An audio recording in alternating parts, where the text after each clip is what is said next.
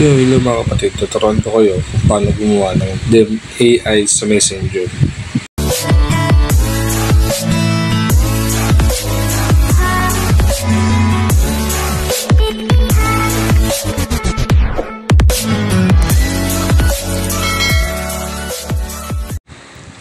Punta tayo sa Messenger. Let's go. Tapos yung click nyan.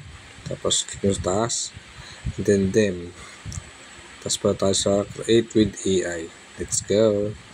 And tapos type nyo yung gusto yung color. And then sundan nyo ng panel.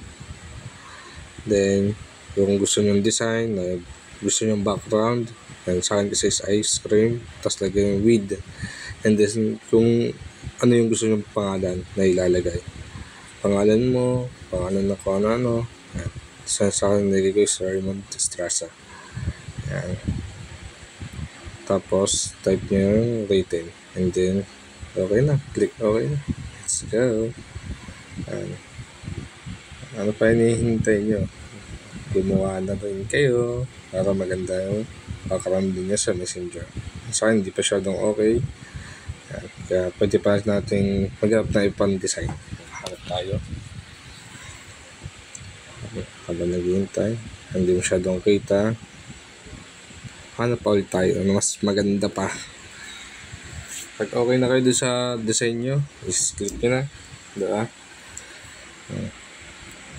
Ayan. Ayan. Okay na sa akin ito. Kita yung pangalan ko. Ayan.